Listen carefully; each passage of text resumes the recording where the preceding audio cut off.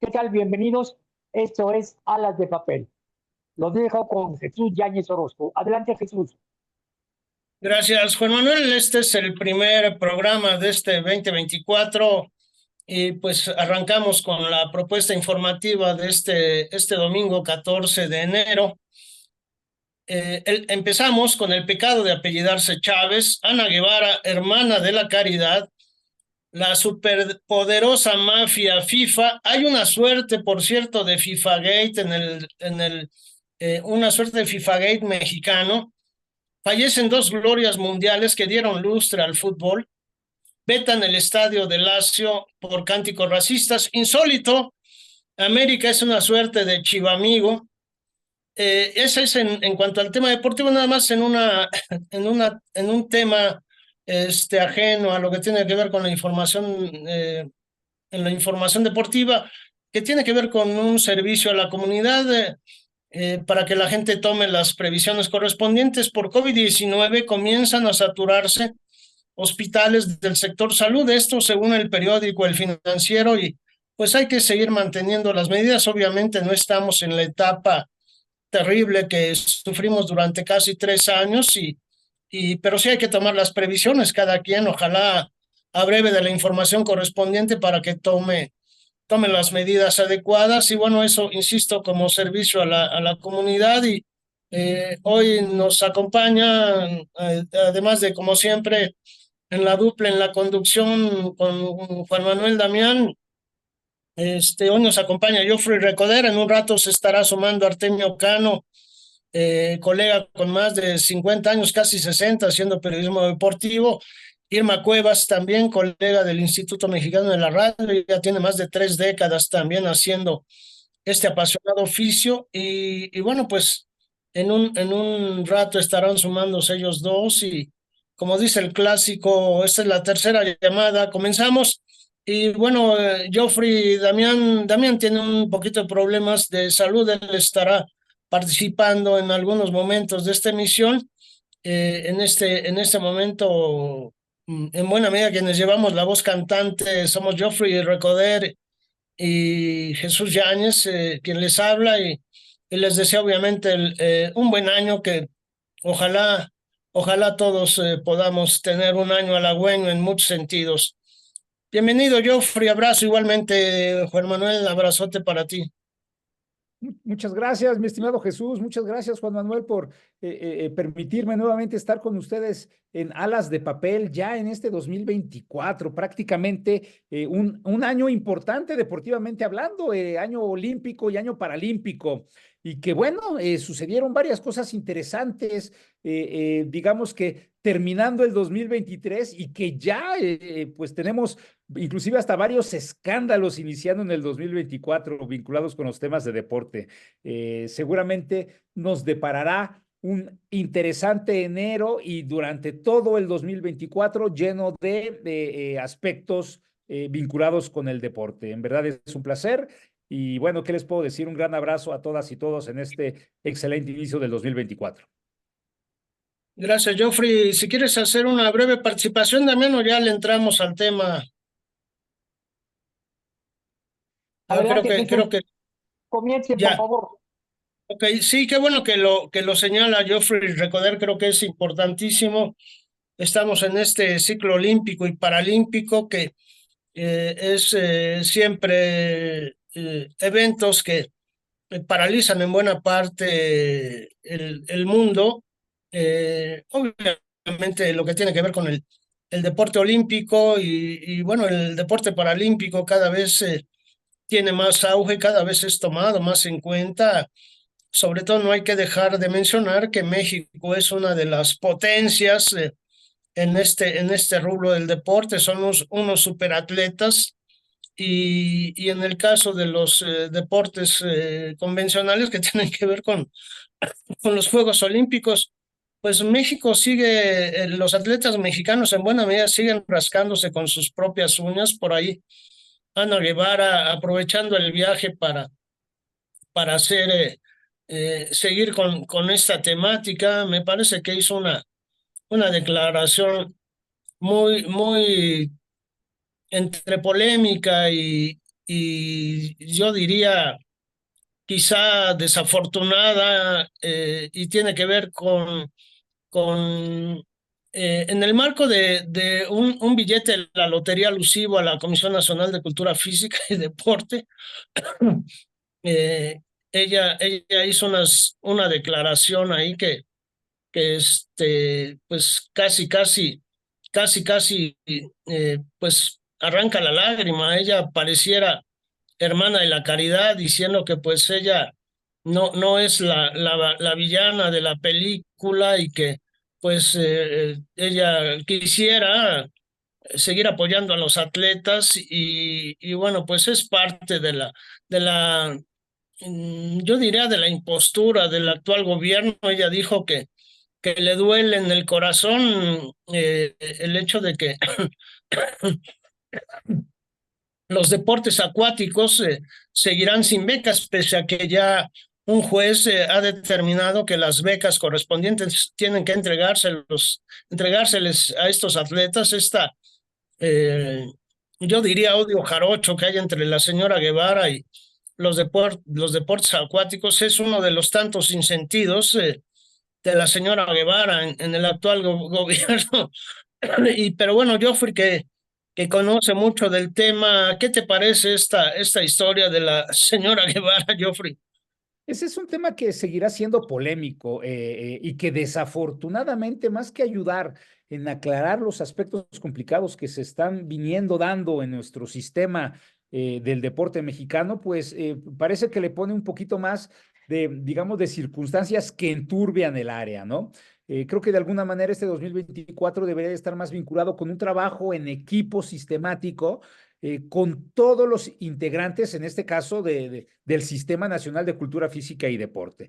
Y que, pues, de alguna manera nos puede gustar o no nos puede gustar, si efectivamente sea un argumento normativo o no sea un argumento normativo, porque existen distintos puntos de vista. Creo que lo que se debería de buscar, mi estimado Jesús y Juan Manuel, es buscar la forma en cómo sí en lugar de cómo no.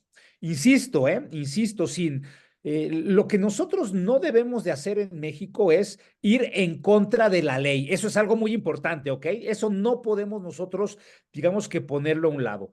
Pero también tenemos que buscar justicia, y cuando me refiero a justicia es que el día de hoy ya existen distintos deportistas de natación que están clasificados a los Juegos Olímpicos, y que hoy lo que nosotros deberíamos estar viendo como Sistema Nacional de Cultura Física y Deporte es ver cómo sí se les puede apoyar.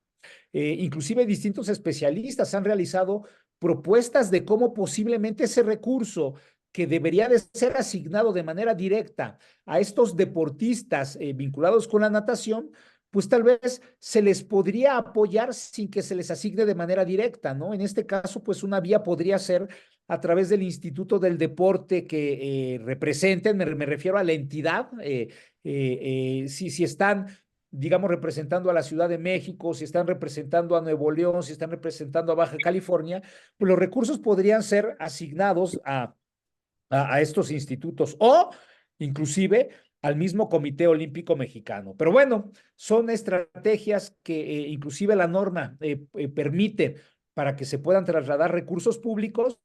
Pero bueno, seguramente en la CONADE deberán de existir razones de fondo, de mucho peso, del por qué no se les podrá estar apoyando, ¿no? Esperemos, porque así lo deseamos todos, que no sean temas personales, ¿no? Que sean temas efectivamente normativos. Y que bueno, insisto, el día de hoy en este año, más que los otros, deberíamos de estar quitándonos cualquier problema personal para que sean apoyados estos deportistas que ya están clasificados y los que se van a clasificar a París 2024. Fíjate, Joffrey, Juan Manuel, a mí siempre me ha despertado sospechas esa feroz pichicatez, por ponerlo entre comillas, de Ana Guevara en destinar los recursos que les corresponden a estos atletas, y más ahora de cara a la elección presidencial del 2024. Por ahí, San Juana Martínez, exdirectora de Notimex, hizo una polémica declaración diciendo que le estaban pidiendo el 20% de la liquidación para apoyar la campaña de Claudia Sheinbaum. No sé si sea una figura parecida en lo oscurito lo que ocurre con la CONADE, Recordemos que hay un organismo de la sociedad civil de México, elige, si mal no recuerdo, que prácticamente desde la llegada de Ana Guevara al cargo como titular de la CONADE la considera la más corrupta del gobierno federal. La verdad que es sumamente grave lo que está ocurriendo y esto no se trata, Joffrey, desde mi punto de vista, de medallas, de ¿cómo decirte? Si bien es visible, importa, Joffrey y Damián, amigos de Alas de Papel, importa fomentar el deporte, es algo que se ha soslayado a lo largo de la historia desde que ha surgido la CONADE, ha habido campañas ahí, me parece, muy famélicas en invitar a la activación física a los mexicanos. Recordemos que México es el país con Estados Unidos que tiene la medalla de oro en obesidad y sobrepeso adulto e infantil. Insisto, es sumamente grave. Nada más para poner en contexto, los pasados Juegos Olímpicos de Tokio, México ganó 4 medallas de bronce, si mal no recuerdo, y quedó en el lugar 84 del medallero, cuando en los... No quiero sonar fuera de lugar, Joffrey y Juan Manuel, amigos, en lo que tiene que ver con los atletas paralímpicos, México es una potencia, o sea, es como del blanco al negro, y eso es en buena medida producto de la cultura y el esfuerzo. Muchas de estas medallas, México, si mal no recuerdo, a lo largo de la historia, tiene como 70 medallas de oro olímpicas, más o menos. La verdad es un número, me atrevo a llamarlo miserable, Joffrey y Damián, amigos, pero eso es reflejo en buena medida del deporte desde la sociología, es reflejo de un país y ese es el país que somos, Joffrey. Ese es un tema de análisis, mi estimado Juan Manuel y Jesús, porque de alguna manera existen distintos parámetros de medición respecto a lo que es la cultura física. Le voy a poner unos datos que de alguna manera posiblemente van a causar hasta más polémica. Por ejemplo, Estados Unidos desde hace algunos años pues está liderando el medallero olímpico, el medallero olímpico donde en su momento pues se lo debatían con países europeos, en concreto con la URSS y el día de hoy con China. Pero a pesar de ser el país número uno en Juegos Olímpicos, eh, pues es un país altamente obeso. Entonces, no hay congruencia entre los temas de desarrollo de alto rendimiento con necesariamente el involucramiento de la activación física, de la actividad física desde un aspecto social y para la salud. Y así hay otros datos. En contrario censo nos encontramos, por ejemplo, Japón, ¿no? Que tiene una excelente propuesta de educación física y de los mejores resultados en la prueba PISA en el mundo, que se encuentra en el top de los Juegos Olímpicos, pero que también se encuentra dentro de los países, en los integrantes de los países de la OCDE, posiblemente con el país que menos obesidad tiene. ¿A qué nos referimos? Que de alguna manera el alto rendimiento no es un parámetro que nos podría, digamos, reflejar de forma formal cómo es que se está llevando la cultura física y sobre todo el deporte de salud en un país. Desafortunadamente para nuestro México, sí hay coordinación entre los resultados. ¿A qué nos referimos? Pues no estamos bien en el alto rendimiento, no estamos bien en educación física y tampoco estamos bien en los temas de salud. Este es un análisis que se tiene que realizar país por país, inclusive si después me permiten, tengo yo ahí una pequeña investigación que realicé al respecto, donde nos permite con una muestra de 4 países cómo es que están en los resultados en prueba PISA y que de una forma indirecta con sus resultados en educación física, cómo están en los resultados en deporte en Juegos Olímpicos y en Juegos Paralímpicos y cómo están en los temas de obesidad, también cuánto están invirtiendo en los temas de deporte y que bueno, nos permitiría inferir que pues algunos países que sí, claro, están perfectamente en el top en Juegos Olímpicos, no necesariamente están en el top de salud, ¿ok? Pero bueno, Pero quiero informarles nosotros como que ya México está con nosotros tenemos todos los Artemio Cano. elementos para poder estar en los mejores lugares, ¿no? Tanto en el tema de alto rendimiento, definitivamente, pero también no deberíamos de estar con estos grandes problemas de salud vinculados con el sedentarismo y la obesidad. Porque además tú habías dado, ya está con nosotros Artemio Cano, en un momento le cedemos la palabra a Joffrey y Juan Manuel. Tú habías dado un dato muy interesante, Joffrey, ¿cuáles son ¿Cómo a cuánto equivalen las consecuencias en dinero en lo que tiene que ver con las consecuencias en cuanto a enfermedades de obesidad y sobrepeso? Es una cifra demencial, ¿no? Es correcto, imagínense alrededor de 70,000 millones de pesos al año únicamente por enfermedades derivadas por la diabetes y 140,000 millones de pesos derivados con la obesidad. Bueno, me refiero a que de estos 140,000 millones de pesos, 70,000 son por temas de diabetes, pero generalmente esta diabetes producida por una obesidad mal atendida, ¿ok? Y que bueno, pues todos los problemas de salud que implica tener diabetes. Esto es algo muy complicado, alrededor de 140,000 millones de pesos que, perdón, desde una visión de inversión pública es dinero tirado a la basura. A ver, insisto, no es porque la gente no merezca tener atención en salud, no me malinterpreten, pero estos 140,000 millones de pesos, si nosotros estuviéramos bien de salud, no tendrían que estar invirtiéndose o gastándose en toda esta población y que posiblemente podrían estar este dinero moviéndose a educación, a seguridad, a deporte, ¿no? A mí me encantaría que todos esos 140,000 millones de pesos se movieran a deporte, pero hoy no es posible porque tenemos una sociedad enferma vinculada con pues el sedentarismo. Sí, ya nada más para cederle la palabra a Artemio Cano, a quien doy la bienvenida y abrazo con el cariño de siempre. Pues yo creo que algo parecido ocurre en Dinamarca, mi querido Geoffrey, pero bueno, es un mal chiste. Adelante, Artemio, bienvenido. No, pues, para disculparme, venía corriendo y corriendo y luego te encuentras con la que no carga y que no va, híjole, es desesperante, pero gracias a Dios estoy escuchando al profesor Welford y muy interesante, ¿eh?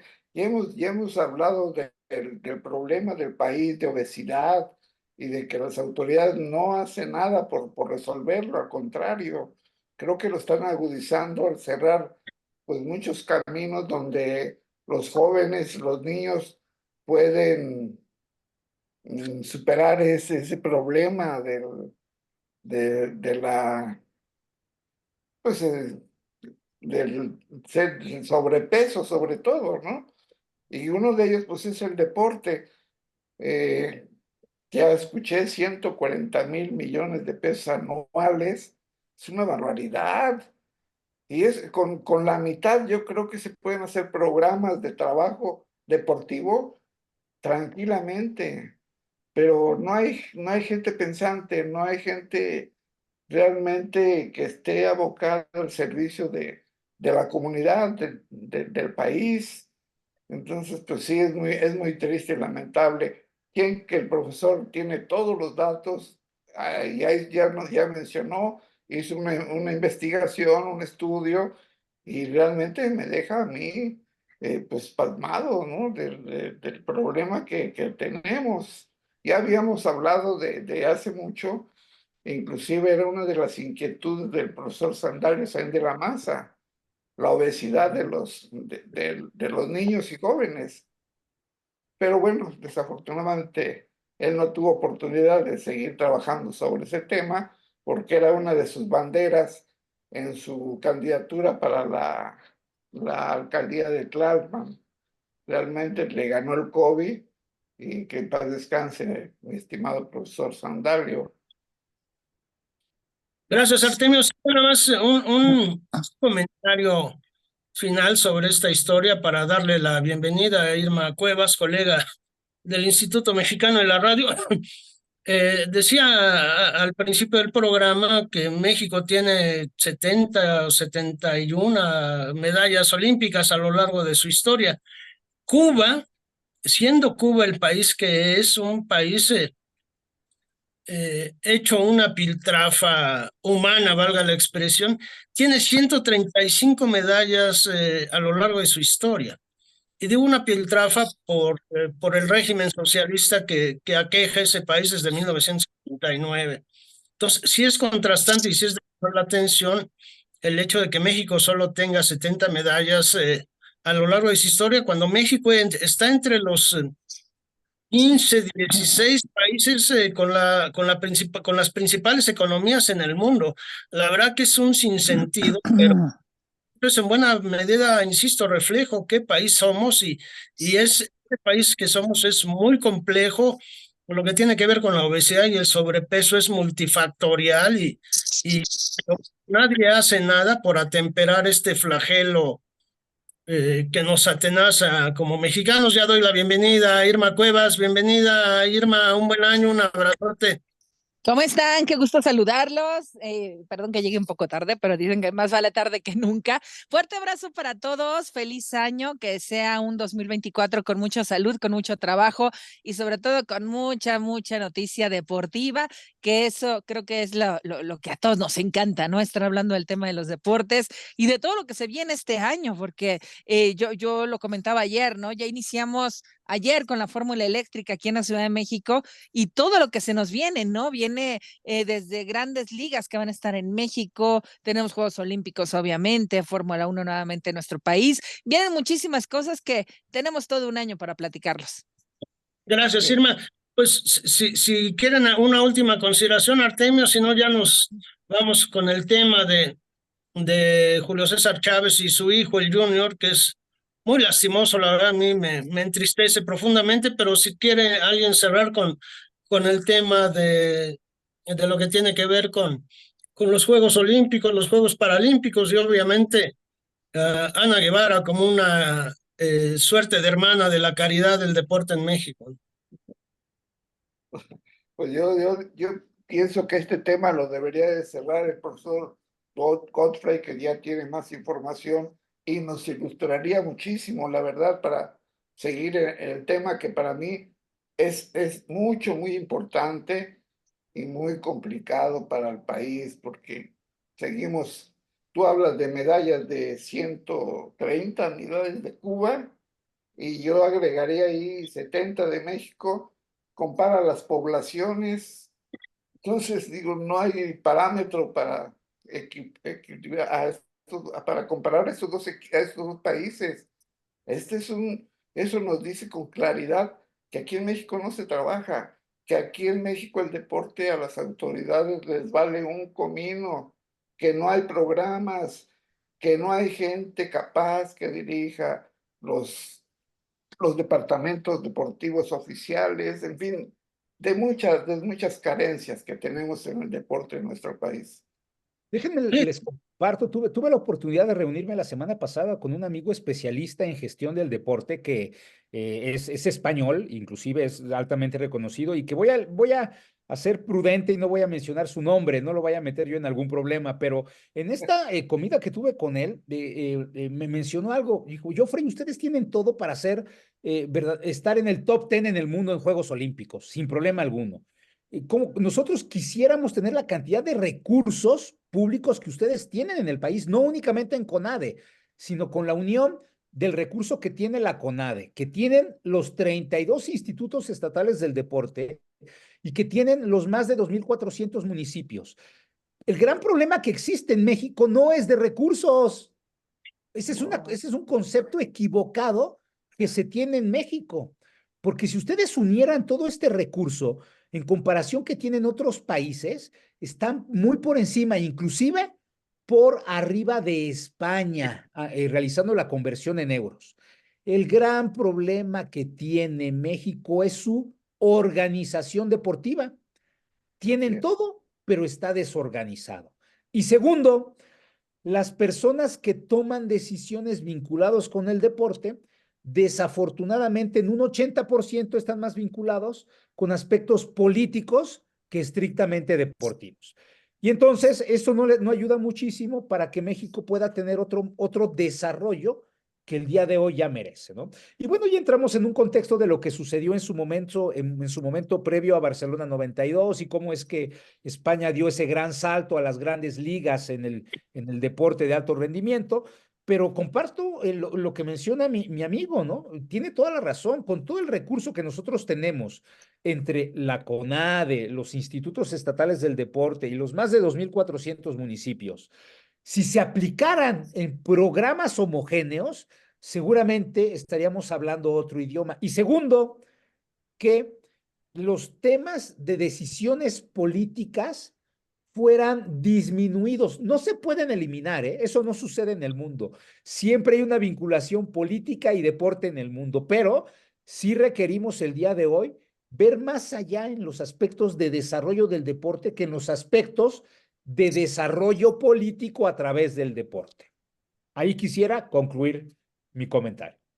Sí, nada más hay que mencionar que si hablamos, salvo casos excepcionales, desde mi punto de vista, esto también en mayor o menor medida en esa multifactorialidad, pues hay que decirlo literalmente con una palabra que duele, pues la corrupción sigue primando en buena medida en el deporte, insisto, no en todo, pero eso es también una de las tantas aristas que caracteriza ese triste deporte que tenemos. Pero bueno, ya nos llevamos 22 minutos con este tema que siempre es apasionante, sobre todo con los datos duros que aporta Geoffrey Recoder. Y pues ya nos vamos con el tema del pecado de apellidarse Chávez. La verdad es muy lastimoso lo que ha ocurrido con el hijo de Julio César Chávez, con el propio Julio César Chávez. La verdad que es una tristeza que esto ocurra, pero bueno, más que enjuiciar, tratar de entender el por qué ocurre lo que ocurre. Julio César Chávez Jr. fue encarcelado en Estados Unidos, liberado con una fianza de $50,000 por poseer un arma, un rifle. Entiendo que era de alto poder, de forma irregular. Entonces sí es una tristeza lo que ocurre, ¿no? No sé si hayan visto algunos de los videos del chico. Me parece que hay algo que no está bien en la cabeza de este hombre. Yo no le quiero llamar locura, pero sí me parece que está en un momento de su vida que puede ser un parteaguas para bien o para mal, y que finalmente él debe de decidir ahora sí que para dónde lleva el barco de su vida, que está en una suerte de naufragio, ¿no?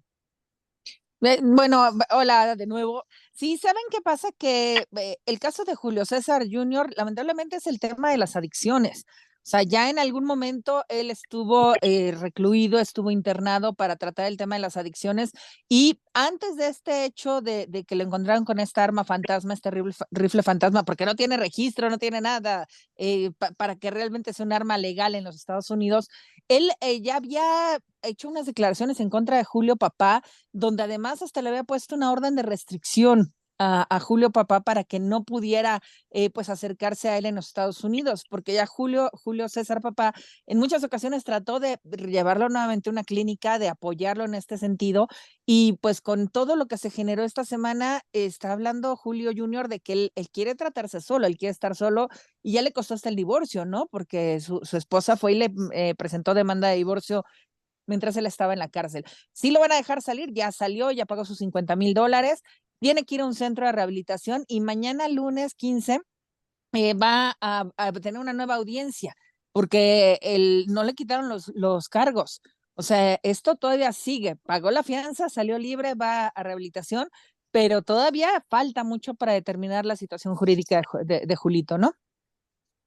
Sí, desgraciadamente son casos tan espeluznantes, diría yo, que en todo esto tiene que ver por la educación familiar, los valores, en fin, todo eso. No somos doctores, psicólogos ni nada, pero es consecuencia de gente que no tiene preparación. Y que me disculpe, Julio, lo admiro como deportista, y ahora más como padre y como ser humano, que se ha levantado de una situación muy complicada también él, pero que en la actualidad está perfecto. Yo digo que él está perfecto. El que está mal es el Junior que yo recuerdo la última pelea que tuvo, que le dieron una golpiza tremenda. Terminó en la habitación del hotel con los amigos, tomando alcohol, consumiendo droga, en fin. Entonces, eso desafortunadamente, pues Julio Papá, como dices, no puede estar tras él como un niño chiquito, y es un adulto, pero las malas amistades, la mala formación, en fin, muchos aspectos que privan en la situación que está viviendo el Junior, ¿no? Ojalá Julio, papá, insista y lo lleve a una clínica, porque es muy triste ver que un joven como el Junior se pierda de esa manera, ¿no? Sí, desafortunadamente es un tema feo, ¿no? Que tampoco nos debe de sorprender, ¿no? Ha sido un tema en el boxeo de forma histórica. Tenemos grandes muestras de campeones, de excampeones del mundo que pues caen en comportamientos que, digamos, socialmente hablando, e inclusive normativamente hablando, pues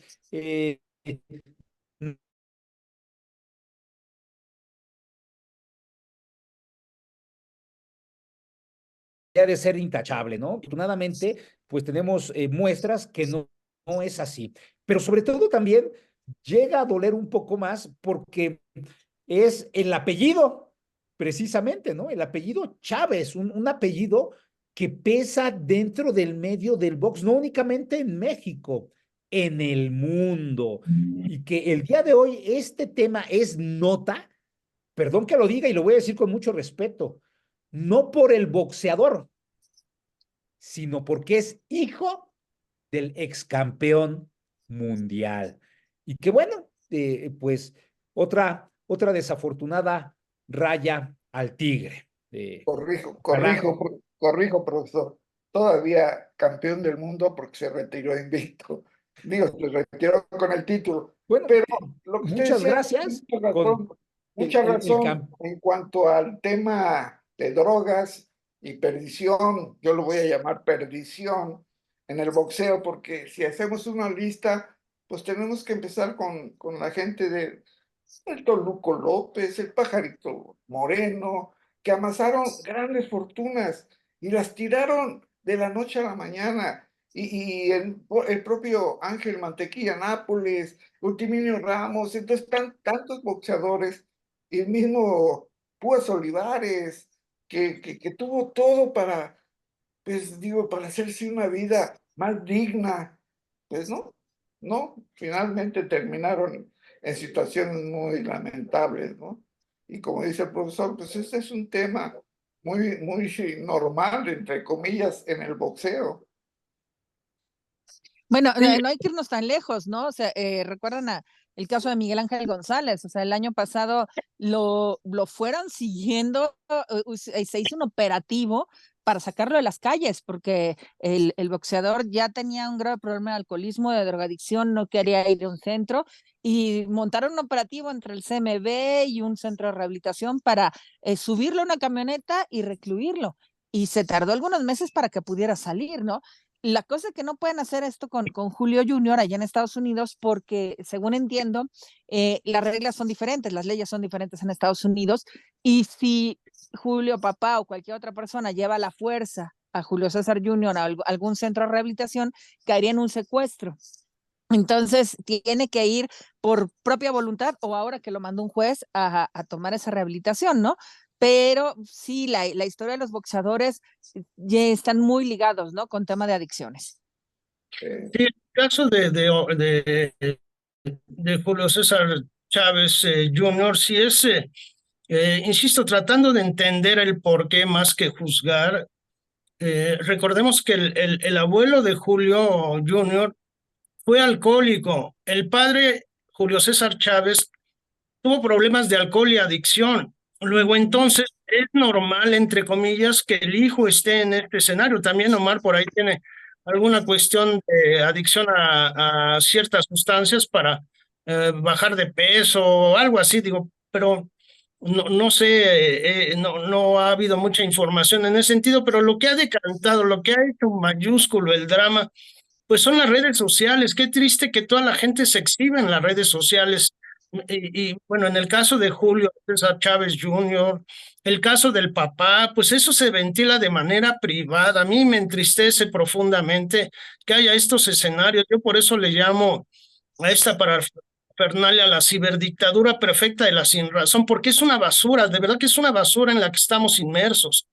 A mí eso sí me duele profundamente. Yo ojalá no tenga nietos, porque eso de ver a mis sobrinos, nietos, hurgando en el celular casi al año de edad, la verdad es un sinsentido del tamaño del mundo.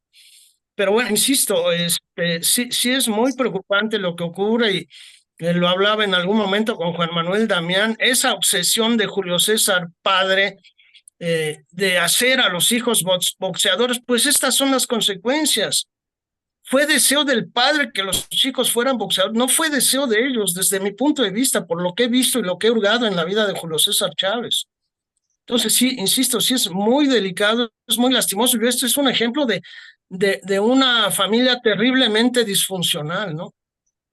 Y creo que tienes toda la razón. Él fue el que los indujo a subirse al cuadrilátero en lugar de guiarlos en el estudio, en la educación, en una universidad, en fin, con los recursos económicos que tenía, pudieron haber ido a la mejor universidad de Estados Unidos.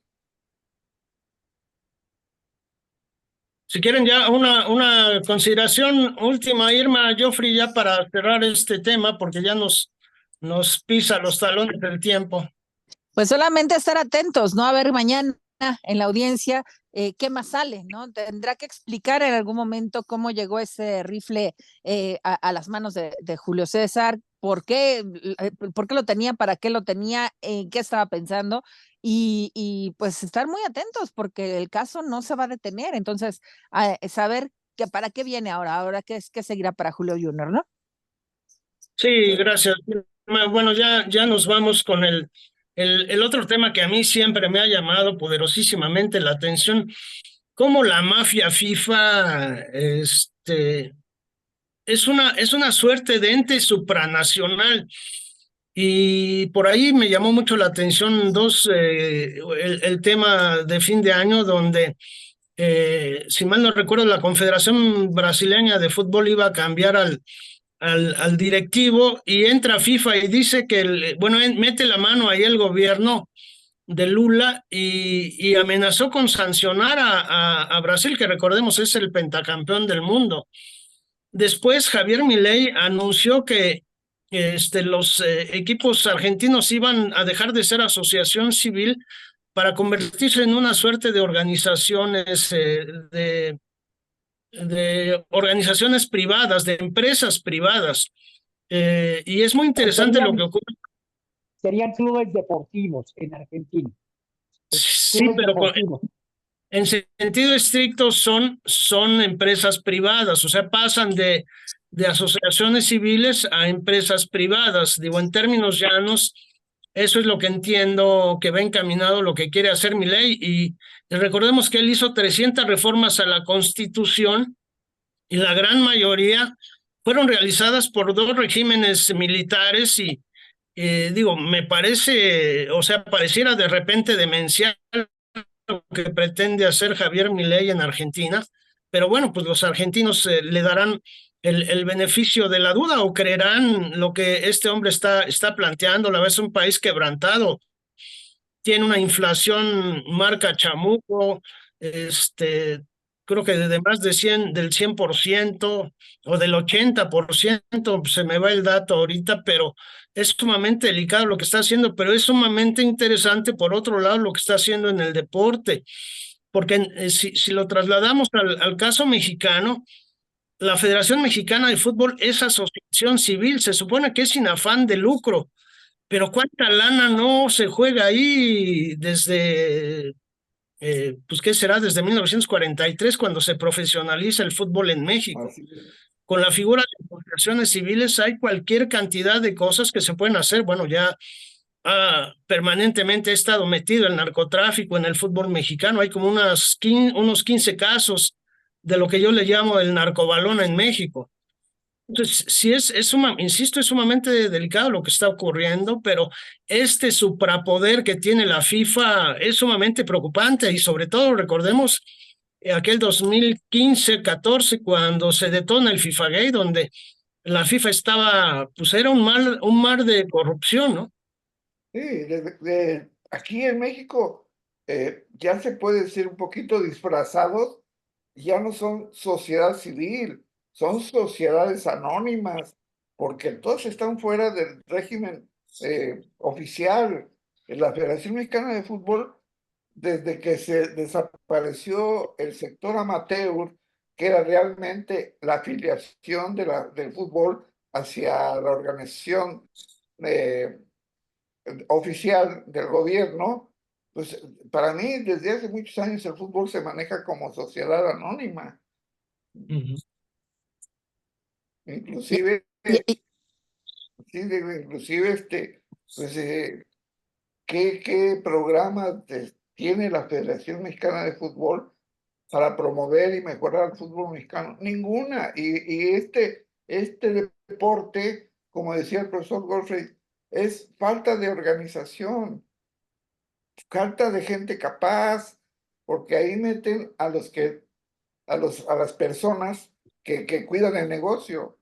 Son realmente gente que conoce mucho de los negocios, pero de fútbol, con todo respeto, pues no conoce mucho. Y te voy a dar un ejemplo muy actual. Y lo hablo así porque empezó el campeonato, ¿cómo le dicen ahora? No es campeonato, la Liga MX, en fin, con Cruz Azul. Aquí todos los propietarios de equipos creen que los campeones se hacen con la billetera. Y no, aquí el deporte sobresale y es el mejor cuando se trabaja con los jóvenes. Y otro ejemplo actual es el de ayer de la América, que no sé, a mí me sorprendió que utilizó 11 jóvenes en la alineación, lo que nunca había visto yo, lo que yo llamo la liga pues mundial más que LMX, porque hay 3 mexicanos por 10 extranjeros. Entonces creo que pues habría que revisar ese tema también muy bien. Ahorita estamos hablando de Argentina, porque es el que vimos que en la semana el presidente actual puso un decreto, o va a meter un decreto de convertir a los clubes en asociaciones civiles. No, Sí, y en por- México es un negocio, ¿no? O sea, finalmente el fútbol en México es todo un negocio. Y lo vemos que los futbolistas con todos los uniformes, el uniforme es un anuncio caminando y los vemos en televisión haciendo comerciales y siempre cuando se acerca algún evento importante, ¿quiénes son los que salen en los cortes comerciales o en las paradas del camión y todo? Son futbolistas para que termines vendiendo o comprando las situaciones, ¿no? Y ahorita que decías, Canito, del tema de los extranjeros en México, esta semana, por ejemplo, se dio a conocer que en la Liga Turca se van a permitir 11 extranjeros en el campo. O sea, ya no es, o sea, ya dices, bueno, ¿y los turcos dónde quedaron, no? Y nosotros, por más que se ha intentado reducir el número de extranjeros, siempre sale algo, ¿no? De la letra chiquita de sí, vamos a quitar 7 extranjeros, pero el naturalizado ya cuenta como mexicano y entonces 8 pueden jugar en la liga, ¿no? Y siempre sale algo para que realmente los mexicanos no tengan esa posibilidad de jugar como titulares en los equipos de la Liga MX. Como tú lo dices, es un negocio. Si nos remontamos a los años 40, hubo un decreto presidencial de Ávila Camacho en el que únicamente se permitía a 3 extranjeros por equipo y a 8 mexicanos en la cancha. Pero bueno, la Federación Mexicana, con el poder que tiene, el poder económico que ha mostrado, pues yo no sé cuánto le costó cambiar o tirar ese decreto. Fíjate, yo nada más para dos cosas, intentando redondear el tema que menciona Artemio Cano. Estoy leyendo una nota de récord del triunfo de América sobre Xolos de Tijuana, y resulta que estos 11 jugadores jóvenes eran mexicanos en 16 años. América no había jugado solo con jugadores nacionales. Esa es quiero pensar que es una buena señal, porque recordemos que México tiene registrado oficialmente alrededor de 8 millones de futbolistas amateurs, y que no podamos armar una selección digna, pues es reflejo de cómo el fútbol mexicano lo lo hacen con las patas, los ares de la pelota, y por eso yo he osado decir que los verdaderos ratones verdes no son los jugadores ni el técnico. Los verdaderos ratones verdes son los ares del balón, encabezados por Emilio Azcárraga Gallán. Y regresándome al tema del poder omnímodo de la FIFA, pues recuerdo que cuando se propuso aquella iniciativa de ley en el Senado de hacer esa equidad de género en futbolistas, mujeres, deportistas en general, pero en particular futbolistas, Televisa luego saltó a la cancha, valga la expresión, y pues nos quiso espantar con el petate del muerto, como en esta iniciativa uno de los que llevaba la voz cantante, si mal no recuerdo, es Napoleón Gómez Urrutia, el líder sindical de los mineros, se pretendía crear un sindicato, y recuerdo que en algunas emisiones de Televisa por esas fechas, lo que argumentaban algunos comentaristas de esa televisora era que de realizar un sindicato, México correría el riesgo de perder la sede que con Canadá y Estados Unidos del Mundial del 2026 y también creo que el Mundial Femenil del 2027, si mal no recuerdo. Entonces, de ese tamaño es el miedo que le tienen a la FIFA. Pero bueno, la FIFA, desviándome un poquito, sí permite la multipropiedad en México. Hablo de esa terrible mafia que hay en el fútbol alrededor del mundo, pero en particular en el fútbol mexicano. Y es una lástima, de verdad, que la afición mexicana es profundamente noble, y ese trato que le dan tan desdeñan a la afición mexicana, que la casa de la selección nacional, pues ahora desde hace ya un buen rato es Estados Unidos. Y ya lo hablábamos ese tema, ¿no? Inclusive Sí. cuando empezó Jaime Lozano, empezó su peregrinar en la triste caravana de los ratones verdes, en la que desde ahora les auguro un total fracaso nuevamente. Pero la selección mexicana no es de México, la selección mexicana es de Estados Unidos, porque allá están los dólares. Tú comparas un ingreso en un estadio de Estados Unidos donde juegue México-Colombia, por decirte una cosa, o México-El Salvador, que aquí en México yo al menos no iría a gastar mi dinero a verlos, pero sin embargo, la explotación al sentimentalismo de los miles y millones de paisanos que tenemos del otro lado del Río Bravo, pues son explotados y ellos felices de la vida. Y como también, como tú dices, Jesús, somos un pueblo fácil de manipular. Sí, eso es muy triste, y bueno, no me quiero meter en temas políticos, iba a introducir un tema político, pero sería calzador, pero sí aprovecho el momento para darle la palabra a Joffrey Recodera. Adelante, Joffrey. Muchas gracias. Su servidor quisiera intervenir precisamente con este aspecto de percepciones respecto al gran poder que existen de distintos organismos deportivos en el mundo, ¿no? Pero todo se deriva desde un aspecto normativo.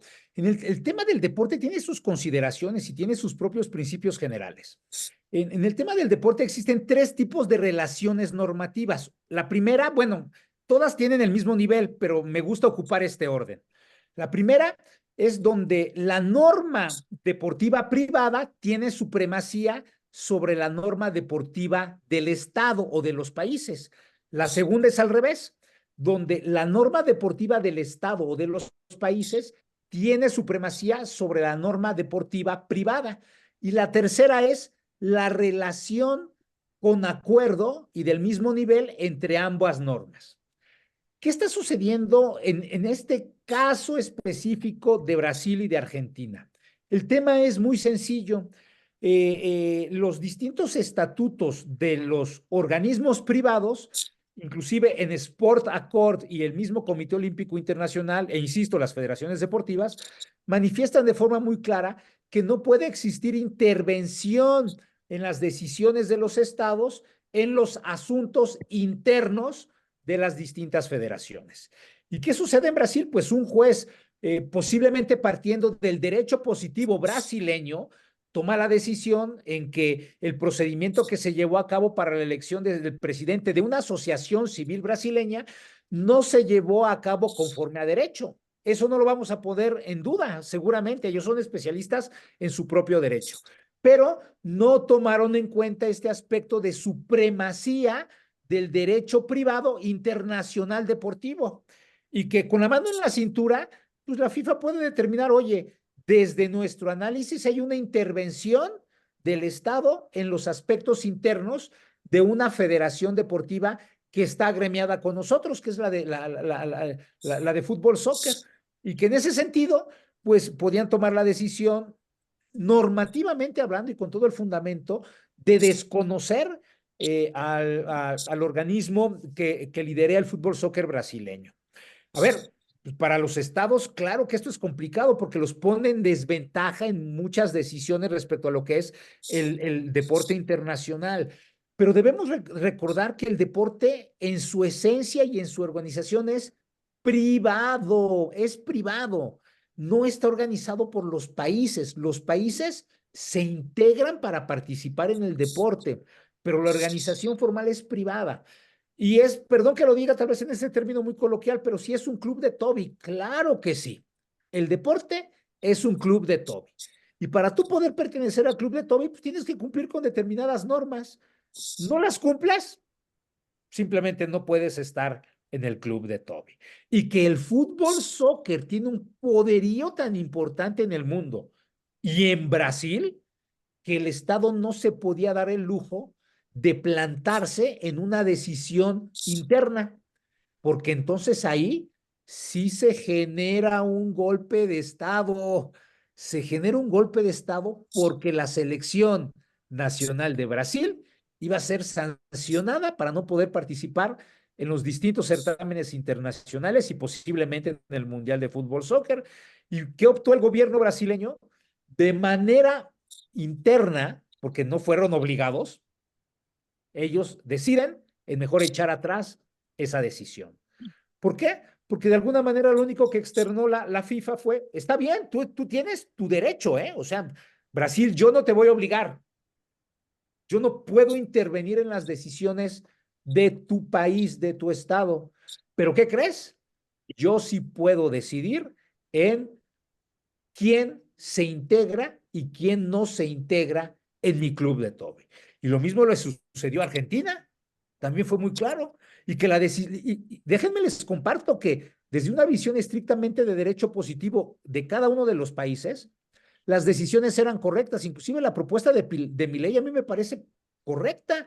Nosotros requerimos que todos estos equipos profesionales argentinos paguen impuestos, y para que paguen impuestos tienen que cambiar, digamos, al interior su esencia como persona moral, ¿no? Tienen que convertirse en sociedades mercantiles.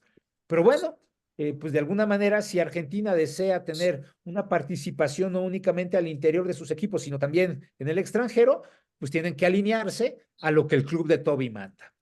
Sí, es feo, que tal vez no nos agrade a muchas personas, pero es la realidad de la organización deportiva. Y que hoy no únicamente está sucediendo esto en el fútbol soccer. En nuestro país se ha venido dando de forma continua, con ciclismo, con baloncesto, con karate, y existen otras federaciones deportivas que están teniendo complicaciones y que algunas de estas están realizando, digamos que procedimientos por considerar que existe intervencionismo por parte del Estado en las decisiones de sus respectivas federaciones. ¿Cuál es la gran diferencia? Que no tienen el gran poder que implica sobre todo de comunicación y de aficionados sobre lo que sí tiene el fútbol soccer. Pero hoy en nuestro país está sucediendo algo similar en otras federaciones y no nos enteramos y no sucede nada porque no tienen ese power, no tienen ese poder en sus áreas de comunicación y sobre todo de dinero para poder posiblemente luchar sus, digamos que posiblemente sus derechos en otros espacios, ¿no? Pero es algo que está sucediendo día a día en el deporte en el mundo, ¿ok? En el mundo. en África, en Asia, en Europa, que es los que menos broncas tienen, pero está sucediendo todos los días con otras federaciones. Fíjate, Joffrey, yo parafrasearía el clásico, ahora sí que no me vengan con que la ley es la ley. Y dijiste una palabra exacta, el intervencionismo. De repente, ¿cómo entender ese superpoder que tiene la FIFA? Yo entiendo que en temas deportivos, pues por ser entes afiliados a la FIFA, cualquier confederación, bueno, está sujeta a los reglamentos de la FIFA. Eso sí me queda claro. Pero ya cuando son asuntos laborales que rigen las leyes del país, me parece que hay un hilo muy delgado ahí que sí debe de tenerse mucho cuidado. Y es a lo que me refería el tema del sindicato. El tema del sindicato es un asunto laboral, que en buena medida a mí me parece que históricamente airearía, creo yo, el deporte. O sea, ¿cómo entender que los principales actores de un deporte tan emblemático como el fútbol en México no haya sindicato? Algo que sí hay en Estados Unidos, por eso ya han dejado en buena medida la saga México, porque allá sí son tomados en cuenta. Y voy a usar una rudeza innecesaria: a malos amos, malos esclavos, y eso es lo que ocurre con el fútbol mexicano. Pero bueno, si quiere Artemio hacer una consideración, Irma, ya para irnos, cerraron el tema de la muerte de Franz Beckenbauer y Mario Lobo Zagallo, que la verdad sí dejan un profundo vacío en el fútbol mundial. No, yo simplemente digo, el fútbol amateur en aquellos entonces, en el organigrama de la Federación Mexicana de Fútbol, el que tenía el mayor número de votos era el sector amateur, pero fueron cambiando y era el que daba, el sector profesional era el que daba el dinero para que trabajara el sector amateur con los distintos torneos de nacionales y locales y estatales, en fin, donde surgían muchos jugadores, pero obviamente pues ese negocio ya no era productivo para el sector profesional, fueron borrando al sector amateur. No, y además, bueno, ahorita hablamos del caso de Brasil, del caso de Argentina, pero tiempo atrás, Guatemala también en su momento estuvo suspendido, ¿no? Y otros países que han tenido también ese tipo de situaciones, pero que igual no tienen el peso de un Brasil y de una Argentina, y por eso, o sea, ellos sí lo sancionaron, o ellos sí estuvieron fuera algún tiempo. Y me sumo a lo que decía Joffrey, ¿no? Tiro con arco tiene el mismo problema de que no hay un presidente ahorita y todo tiene que ser a través de órganos internacionales. Esgrima, creo que es lo más claro ahorita, natación también, y lo que nos debe preocupar es de que estamos en año olímpico. Y entonces muchos de estos jugadores, deportistas seleccionados nacionales, ¿cómo van a clasificar a los Juegos Olímpicos si no pueden tener ese apoyo ni nacional ni internacional todavía, ¿no? Sí, nada más regresándonos un poquito, Irma, Joffrey, Artemio, Juan Manuel, a la nota de Ana Guevara. Ella ya ofreció alrededor de 450 millones de pesos para los deportistas que clasifiquen a los Juegos Olímpicos de París este año. Digo, no sé qué tan importante sea la cifra. Digo, en buena medida muchos atletas se han rascado con sus propias uñas a lo largo del sexenio, pero sí, insisto, es un escenario que aquí dependerá el logro, ¿no?, de medallas, en buena medida de los propios atletas, más allá del apoyo gubernamental. Si quieren, ya cerramos con el tema de estas muertes, que la verdad sí. Déjame hacer un comentario sobre lo que tú estás diciendo. A mí me suena que esos 400 millones de pesos, en lugar de que se inviertan en la mejoría del deporte, pues como que están maiciando a los deportistas, que para mi punto de vista merecen todo el respeto y todo el beneficio económico que pueden, porque pues no sé, es justo. Pero así lo que dice la señora Ana Guevara, como que me suena a maiciar a los deportistas mexicanos. Sí, porque aquí, bueno, ya digo, habrá bastante tiempo para seguir ahondando en este tema que nos va a dar mucha carnita, como diría un colega periodista que fue jefe de la sección de deportes del Universal. Él se llama Carlo Pini, un cuate poblano, por cierto, al que le tengo un profundo cariño. Pero bueno, si quieren ya cerramos con el tema de las muertes de Franz Beckenbauer y Mario Lobo Zagallo, que a Artemio pues le tocaron esas historias de manera directa. Sí, no, tuve la fortuna de disfrutar de ambos en sus distintas selecciones y en sus distintos equipos. Mario, primero como jugador en el Santos con Pelé, y luego en la selección brasileña, campeón del mundo en el 58 y luego campeón del mundo en el 70, en fin, y como jugador, excelente jugador, y como persona, también una persona muy respetuosa, muy, pues, pues atendiendo siempre a los medios de comunicación. Y desde Franz Beckenbauer, pues no se diga, yo lo empecé a disfrutar desde el Mundial de 66, y después, pues aquí en México, ya más, ahora sí más en vivo, y ya trabajando pues en las canchas, porque el 66 lo trabajé en la redacción, el Mundial de Inglaterra, pero conociendo a Francia aquí en México, era además de un excelente jugador, era mejor persona también. Digo, me expreso así de Mario y de Franz, porque así eran. Su grandeza no nada más se plasmaba en la cancha, sino también en el trato con ellos.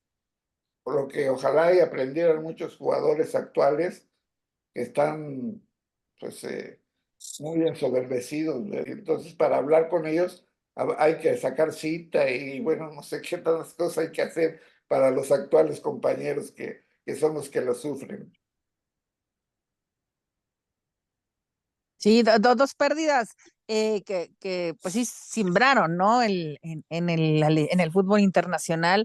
Y como bien dices, Canito, digo, muchos nos tocó verlos en video. Digo, Beckenbauer todavía me tocó a mí casi al final, pero sí te deja mucho, ¿no? Más la persona, en el caso de Beckenbauer, que es quizás el que tuvo un poquito más de cercanía, que recordamos, ¿no? La selección de Alemania abrió la casa hogar en Querétaro en el Mundial de 86, que estuvo presente, cuánto tiempo venía de repente Beckenbauer a México y demás. Y sí, son pues lamentables los fallecimientos de ellos dos, ¿no? Que dejan huecos grandes, ¿no? Por llenar en el fútbol internacional. Sí. Sí, el tema de estos dos grandes futbolistas, no podemos nosotros dejarlo pasar. Creo que sería hasta irresponsable el no mencionarlos en esta edición de Alas de Papel, porque pues acaba de suceder. El liderazgo que cada uno en su momento tuvo en sus respectivos equipos, el aspecto técnico, táctico, verdaderamente en supremacía, es que el día de hoy los puede poner entre los grandes de la historia del fútbol soccer. Creo que no hay más que decir, más que descansen en paz. Bueno, Sí. Oigan, y bueno, aprovechando el momento, creo que también pues, reconocer a Chacho Medina, de uno de los grandes promotores del automovilismo mexicano, quien falleció también este fin de semana, que él fue uno de los que hizo los nuevos trazados en el Autódromo Hermano Rodríguez, que estuvo muy pendiente de carreras de grandes pilotos, y que también en el aspecto del periodismo, pues perdemos a Chacho Medina, que estuvo no solamente como promotor, fue periodista, estuvo muy pegado al automovilismo y falleció este fin de semana también. lo pongo. Sí, pues un pésame. Sí, yo nada más, en mi caso personal no me tocó ni digo, por la edad me tocó un poco los años finales de los 60, principios de los 70, y yo cuando quise, bueno, empezaba a jugar fútbol, yo quería jugar cuando jugaba defensa central, pese a mi estatura, que medía 1,70 cuando estaba joven, ahora ya cada vez se va encogiendo uno cada vez más. Jugaba de defensa central y mi inspiración eran tres defensas centrales. En ese orden, Franz Beckenbauer, Elías Figueroa y Alberto Quintano.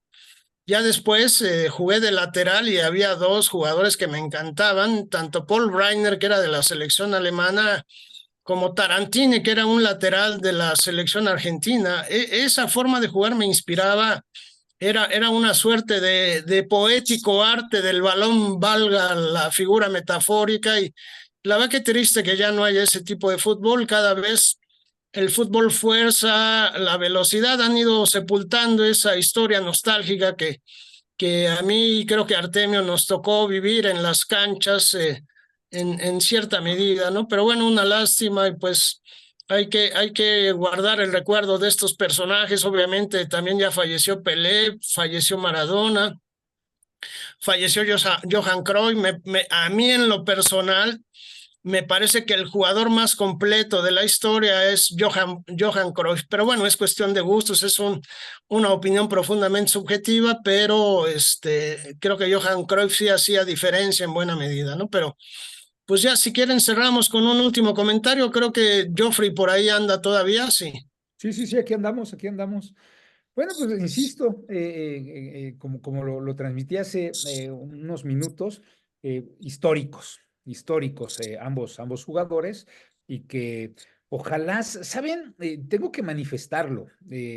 Uno de los grandes problemas que tenemos en el deporte es que las grandes figuras no dejan evidencia para poder transmitir a las nuevas generaciones lo que han vivido en todos los aspectos, desde experiencias hasta temas específicos del deporte, temas técnicos, temas tácticos, temas de preparación física.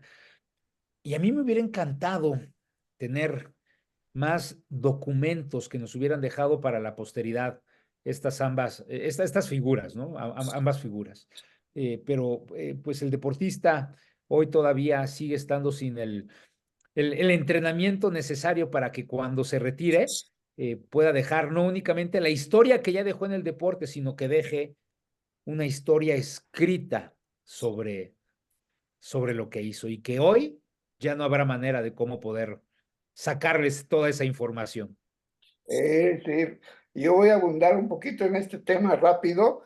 Fíjate que una de las primeras entrevistas con Pelé en el 70 fue en la concentración de Guanajuato, y pues todo el mundo buscaba Pelé, y yo deambulando por la concentración en la Quinta San Javier, que era una hacienda convertida en hotel, me lo encuentro a Edson, donde eran las caballerizas. En aquel entonces usábamos la grabadora y ese cassette no sé dónde quedó, pero lo que aún recuerdo mucho es que decía, después del 70, me lo dijo a mí, y no es que a mí no me gusta hablar del yo-yo, ¿no? Pero en la entrevista me lo dijo, yo después del 70 me retiro, y cumplió la palabra del retiro, pero lo que no cumplió es que decía que él se iba a dedicar a trabajar con los jóvenes y con los niños, lo cual a mí me pareció excelente. Dije, tener a un maestro como Edson, como Pelé, sería maravilloso, y lo que dice el profesor, pues nunca se hizo. Él prefirió cambiar el escudo de Brasil por la corcholata de Pepsi-Cola para el Mundial del 74 en Alemania. Ya no fue, pero de ahí, te digo, y ese cassette lo perdí, pero era mi joya. Era mi joya porque era mi primera entrevista con Pelé. No te voy a decir que una exclusiva, porque pues, eso no me gusta a mí decir exclusiva, no, sino que tuve la fortuna de chocar con él y que él accediera a responder algunas preguntas, porque tampoco me dedicó la hora, ¿no? Pero pues sí, coincido con el profesor. Desgraciadamente su legado que dejan no es beneficioso para los futuros aspirantes a futbolistas en este caso. Sí, mucho Sí, que ya tienen que aprender, ¿no? Los nuevos futbolistas, tanto dentro como fuera de la cancha, creo que más fuera de la cancha, porque bien lo decían hace ratito, ya son divas, ¿no? O sea, quieres hablar con un futbolista y tienes que pasar de la ventanilla 1 a la 2, las 3, las 4 y a ver si te atienden en algún momento, o cuando ya te dan la entrevista ya no te sirve la entrevista de nada, y que es la magia que tenían todos estos grandes futbolistas del siglo XX y que ahora, como tenemos tan revolucionado todo con las redes sociales, con los teléfonos inteligentes, la inteligencia artificial, todo esto, pues ya se nos olvida que hay un humano ahí, ¿no? Y que el humano también tiene que dejar un legado para todos los que vienen atrás. Déjenme terminar con lo que decía también Jesús.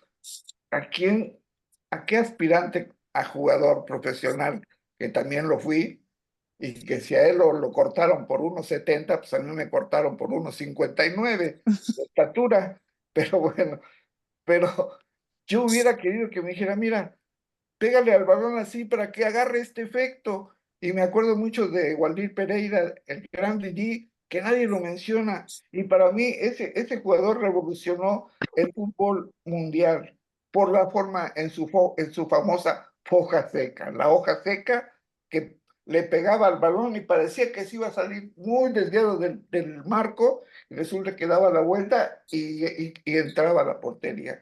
No sé si se acuerdan de Didi. ¿Ves? Entonces, pues sí me hubiera querido el mismo Maradona, que cayó también en el problema que ya tocamos, pero también me hubiera gustado saber cómo es que se pegaba el balón en el botín para conducirlo tan cerca y tan, en fin, tantas cosas que tienen esas figuras que hubieran dejado de legado a los jugadores, a los jóvenes. Sí, ya buscaremos el pretexto para retomar estas dos muertes que, insisto, como jugadores marcaron en buena medida la historia del fútbol mundial, y a mí en lo particular me llamó muchísimo la atención la manera profusa en que se difundieron comentarios, imágenes, fotos, videos de Franz Beckenbauer. Ni con Pelé ni con Maradona yo había visto ese fenómeno. Digo, no soy usuario tan frecuente de las redes sociales, pero sí me llamó mucho la atención, porque sí hay que decir, a mí en lo personal, hablando más allá del legado de las canchas, en la parte filosófica, creo que tanto Cruyff como Beckenbauer tenían una particularidad que sí abonaba al pensamiento de los jugadores. Pero bueno, pues ya si quieren cerramos, si alguien quiere hacer un último comentario, adelante, ya para bajar la cortina del changarro. Yo agradecer que estoy viendo a Irma, que me da mucho gusto, que estoy viendo al profesor, que mi gran respeto porque aprendo cada vez más de él. Y bueno, tú, Jesús, y desafortunadamente mi amigo y hermano Juan Manuel, que se le fue el audio y se le fue, pero bueno, ya podremos estar hablando nuevamente en un programa de Alas de Papel que ojalá crezca y crezca. Sí, aquí abonando a esa figura, Artemio, pues hay que seguir volando más alto en estas salas, y este espacio es con el esfuerzo de todos los que formamos parte del Salón del Periodista Deportivo, que somos los 5 que estamos acá. Lastimosamente, Juan Manuel Damián hoy no puedo participar por cuestiones de salud, pero gracias a su esfuerzo, como siempre, estamos haciendo esta emisión, y recordarles que Alas de Papel se retransmite hoy y mañana en redes sociales, y mañana se retransmite a través de Radio Expresión México a las 11 de la mañana. Ahí obviamente arrancamos el año con este programa, y decir por último que este espacio tiene el apoyo moral del Salón del Periodista Deportivo, así como de la Asociación Mexicana de Periodistas de Radio y Televisión, LAMPRIT. Pues a nombre de Juan Manuel Damián, de Artemio Cano, de Irma Cuevas, de Joffrey Recoder, Jesús Yáñez agradece como siempre el favor de la escucha y de la compañía, invitándolos, insisto, a que nos acompañen a seguir volando en estas salas de papel la próxima emisión. Mientras tanto, buena tarde, buena noche, buen día en el momento en que decidan acompañarnos en este espacio. Hasta la próxima.